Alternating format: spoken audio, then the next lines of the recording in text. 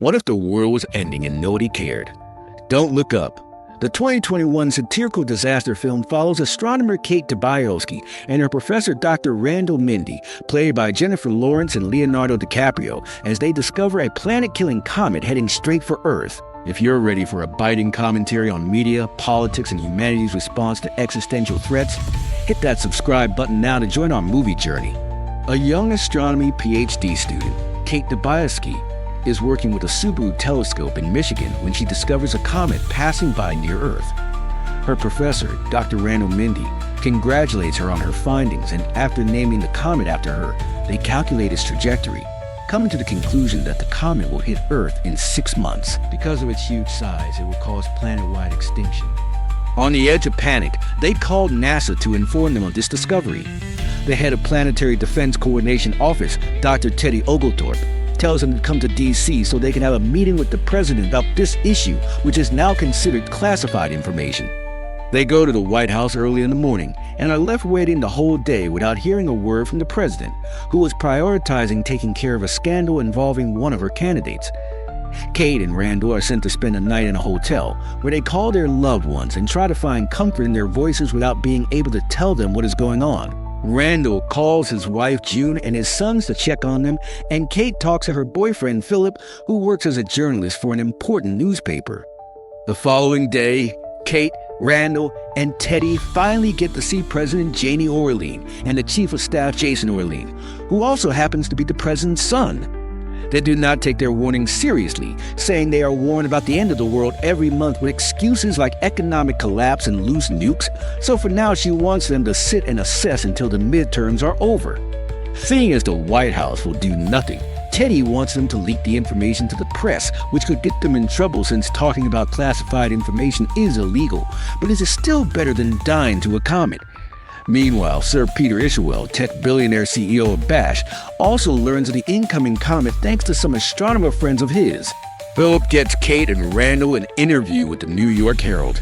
They accept to publish their story, especially when they confirm the data with other scientists, and here the White House denies ever meeting them.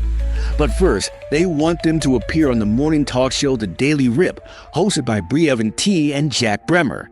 They are not taken seriously by the hosts either, who think they must keep bad news light, and Kate snaps, getting angry on camera and pointing out how terrifying the situation is before storming off. Randall does stay to finish the interview, and after they are done, Brie invites him to have drinks with her later. Afterward, the New York Herald's marketing team shows them the results of their presentation. The singer that appeared before them talking about her breakup had more mentions on social media. Kate has become a meme as an angry lady, and Randall is seen as extremely handsome for a scientist, but nobody cares about what they had to say. The newspaper decides to cancel their support, claiming NASA said the data is not good enough, but they quickly realize the head of NASA, who was not even an actual astronomer, is one of the president's donors and working on her agenda. To make matters worse, Philip takes advantage of Kate going viral and writes an article about how he used to sleep with her, which she accepts as a breakup.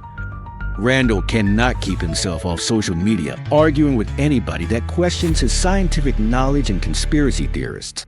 When the president finds herself as part of a bicker scandal involving some intimate pictures of her private parts, she sends the FBI to bring Kate, Randall, and Teddy to her office again and apologizes for having ignored them. Kate quickly picks up on the fact they are doing this just because they are afraid to lose the midterms, but accepts the help anyway because stopping the comet is the most important priority at the moment. The president makes a national broadcast announcing the comet is real and that they have a plan to destroy it. They will launch a spacecraft that can strike the comet using nuclear weapons. Despite Randall's opinion that this should be a mission guided by remote technology, Janie chooses General Benedict Draft to pilot the spacecraft because she thinks having a hero as the image of their plan will help people cope with the news. Janie and Randall begin appearing in all kinds of TV shows and magazine covers as the event goes viral on the internet, finally getting the attention it deserves. After appearing on The Daily Rip again, Randall and Brie end up sleeping together, while Teddy and Kate argue with comet deniers on a conservative show. The day the launch comes and the event is broadcast globally. The spacecraft successfully takes off, but General Draft's microphone is quickly muted because he keeps saying incredibly bigoted things on camera. Everyone is ready to celebrate the fact the comet will be gone soon, But when Ishmael arrives and talks privately to the president, they are shocked to discover the spacecraft is coming back. Janie has canceled the mission. Some hours later, while the world is still trying to understand what happened, Randall is assigned as chief science advisor to the White House and brought to an emergency cabinet meeting, while Teddy and Kate are left behind. It turns out the reason why they canceled the mission is because Ishmael, who is also one of the president's donors, has discovered that the comet is composed of trillions of dollars worth of rare earth minerals that technology manufacturers use in objects like phones, and they have been running short of them because China owns most of the mines. The plan is to send some drones to fragment the comet and let those smaller fragments fall into the ocean to be mined later. Randall does not agree with this, and every scientist that tried to speak against it has been silenced. The matter is out of his control now. After the meeting, he gets together with Kate and Teddy in a bar and tells them all about Ishmael. Some people overhear them, and Kate decides they deserve to know the truth, so she announces loudly for everyone to hear that the president will allow the comet to hit the planet so rich people can get even richer. This incites a series of riots around the city, so the FBI arrests Kate and charges her with sharing classified information and damage of private property. They agree to let her go if she signs a deal where she agrees not to talk about the subject in public or media anymore and to get off the grid, which Kate obviously accepts, and returns to her little hometown in Illinois. Getting her old life back is not easy since her parents will not take her back because they support the government and do not want any traitors in their house. She begins working as a cashier at a supermarket where she meets Yu and his friends who admire her and invite her to hang out with them. After discovering they have been stealing from the market and letting them go anyway because she does not care anymore, considering the end of the world is coming, Kate accepts to join them, beginning a relationship with Yu. Meanwhile, Randall continues to work for the president, thinking that is the only thing he can do to help the planet in some way, and has an ongoing affair with Bree.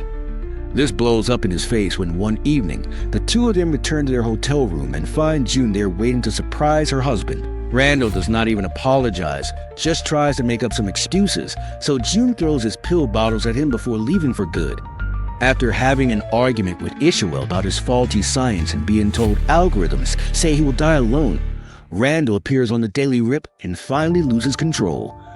He yells on national television and calls everyone out for not being more worried about the comet, which people had started to believe is not real.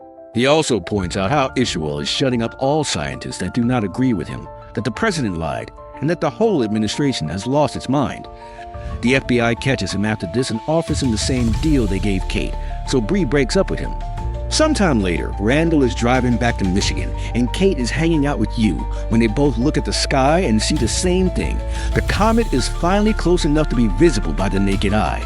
The two of them record themselves with it and ask the world to see it, starting a movement called Just Look Up that millions of people around the world join and make posts about on the internet. Randall even starts appearing on TV again, calling the government out for their awful plans, and even gaining the support of two famous singers that write a special Just Look Up song. This causes Janie to retaliate with her own movement called Don't Look Up, which is supported by millions of conservative voters and conspiracy theorists that believe her when she says Randall only wants them to be afraid and lose their freedom. Riots and protests take over the streets while Russia, India, and China work together to send their own spacecraft to stop the comet, but their launch fails and the spacecraft explodes. As the comet gets even closer and the deniers finally start catching on to the lies, Randall takes Kate and Yu grocery shopping, then drives them back to his hometown so they can spend their last day together as a family.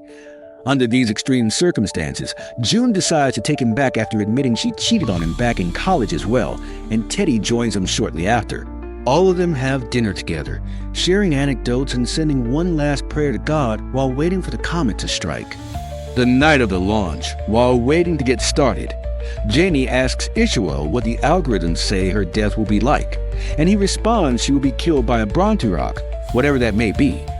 The spacecraft takes off, and they lose some of the drones, but Ishmael anticipated there was a margin for error and claims everything is fine. However, he is incredibly wrong, and the rest of the drones explode as soon as they make contact with the comet. Knowing they will be dead for sure now, Ishmael and Janie leave the premises to join other millionaires on a secret spaceship designed to keep its passengers alive cryogenically so they can flee Earth before doom strikes, completely forgetting about her son. Janie calls Randall and offers him a place for him and his wife, but he turns it down, wanting to stay with them until the end. People around the world cling to their loved ones as the comet hits Earth and destroys life as we know it. The only survivor to come out from under the ruins is Jason, who immediately celebrates his life by taking a selfie. 22,740 years later, the ship with millionaires finally finds a planet with an atmosphere similar enough to Earth's for them to live in.